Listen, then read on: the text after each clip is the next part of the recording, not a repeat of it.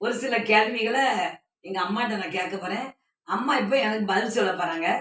இவங்களுடைய வயதான காலத்துல எவ்வளவு தூரம் அவங்க மனசுல வச்சிருக்காங்க, ஆண்டவருடைய அன்பு எவ்வளவு தூரம் இருக்குங்கிறத நாங்க கேள்வியா கேட்க போறேன்.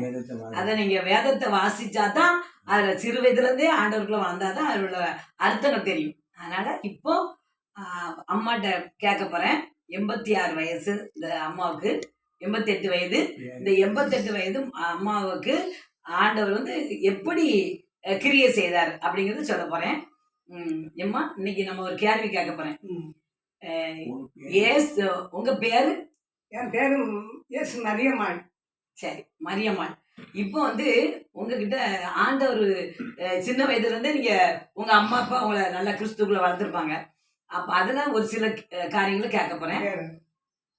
நம்ம கர்த்தராகிய இயேசு கிறிஸ்து இந்த பூமிக்கு வரும்போது எந்த பெண்ணை தேர்ந்தெடுத்தார்?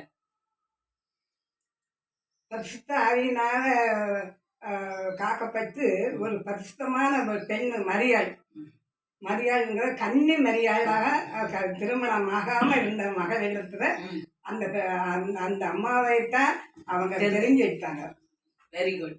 அதுக்கு அப்ப உண்மையில கன்னிமரியால ஆண்டவர் வந்து பரிசுத்த ஆவியினால நிரப்பி இயேசு கிறிஸ்துவ கர்ப்பம் தரிச்சாங்க. ஆமா, சரி. அந்த அம்மாவுக்கு நியமிக்கப்பட்ட புருஷன் பேர் என்ன பேரு? அவருக்கு நியமிக்கப்பட்ட புருஷன் பேரு யோசேப்பு.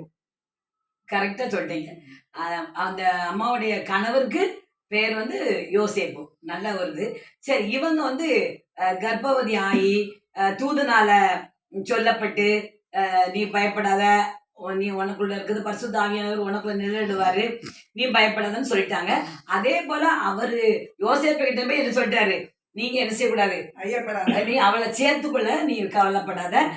நான் வந்து அவளுக்கு பரிசுத்தாவியான உண்டான பரிசுத்த ஆவியால உண்டாக்கப்பட்ட இயேசு, அதனால நீ என்ன செய்யாத, அவளை தள்ளி விடாதன்னு சொல்லிட்டு அருமையா வந்து அந்த யோசேப்பையை தைரியப்படுத்தி அவளை சேர்த்து வாழறதுக்கு இந்த வாலிய தூதர்கள் சொன்னாங்க. அதேபடி என்ன நடந்தது? இவங்க எல்லாம் பெறட்டு என்ன செய்தாங்க, ஒரு திருமண காரியங்கள்லாம் நடந்து அவங்க கர்த்தருடைய கிருபையினால அவங்க பெத்லெஹேம் ஊருக்கு போறாங்க. அந்த ஊருக்கு போகும்போது இயேசு கிறிஸ்து எந்த இடத்துல பிறந்தார்? ஊர் என்ன ஊரு, எந்த இடம்? பெத்லெஹேம் ஊர்ல போய்கிட்டு இருக்கும் போது அந்த அம்மாவுக்கு பிரசவதி வந்துட்டு உடனே இடம் இல்லை. அப்போ மாட்டு தொழுத்தான் அந்த இடத்துல அங்க இருந்திருக்கு. அப்போ பரவாயில்ல, அவசரத்துக்கு என்ன செய்ய முடியும்னு சொல்லி அந்த அம்மாவை மாட்டு தொழுதுல வந்து உட்கார வச்சாங்க. அங்கே அவங்களுக்கு பிரசவ வேதனை வந்து ஆண் குழந்தை இயேசு பிறந்தார். ஆனா அப்ப இயேசுன்னு தெரியாதுல்ல. கன்னி மரியாதை இடத்தில் கணவனை அறியாத ஒரு கன்னி பெண் இடத்துல இயேசு பிறந்தார். அது அவருக்கு பேர் இம்மானுவேல். அவருக்கு இம்மானுவேல் என்று பெயரிடுவாயாக. இம்மானுவேல் என்றால் இயேசு என்னோடு இருக்கிறார் அர்த்தம். கரெக்ட். அருமையான வார்த்தைகள். ஆண்டவர் வந்து பாத்தீங்கன்னா இவ்வளவு தூரம் வயதானவங்களுக்கு இவ்வளவு ஞாபக சக்தியை கொடுத்து கடவுள் இந்த ஞானத்தை கொடுத்திருக்காரு. அவர் எத்தனை வயதுல தேவாலயத்துக்கு போனார்? அந்த அவரை சின்ன பிள்ளையில கொண்டு போயிட்டாங்க, எல்லாம் வச்சாங்க. ஆனா அவர் போய் உபதேசம் பண்ணாராம். அவர் எத்தனை வயசுல? 12 வயசு. 12 வயசில் படிச்சுங்களேன். 12 வயசில் கேள்விகள் கேட்டு படிங்க. கேள்விகள் கேட்டாரே யோவான் என்ற ஞான ஸ்நானத்தில் ஞானியின் அன்பாய் கேளுங்கள் தரப்படும், தட்டுங்கள் திறக்கப்படும், கேளுங்கள் கிடைக்கும் என்றார் இயேசு, கேளுங்கள் கிடைக்கும் என்றார்.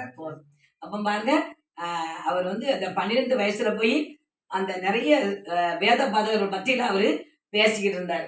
அந்த ஒரு சின்ன வயசுல அவருக்கு அந்த ஞானத்தை பரம பிதாவாகிய தேவன் கொடுத்து அவரை நிரப்பி வச்சிருக்காரு. அப்ப நம்மளும் சிறு வயதுல நம்ம பிள்ளைகளை கிறிஸ்துக்குள்ள வளர்த்து ஞானத்துல வளர்த்தா நிச்சயமா அந்த பிள்ளைகளும் கடவுளுக்கு பிரியமா நடப்பாங்க. பயந்து நடப்பாங்க. நடப்பாங்க. இப்படி பொல்லாத வழிகளுக்கு இந்த பிள்ளைகள் போக போக மாட்டாங்க. மாட்டாங்க. நமக்கு ஒரு நற்செய்தி. நற்செய்தி.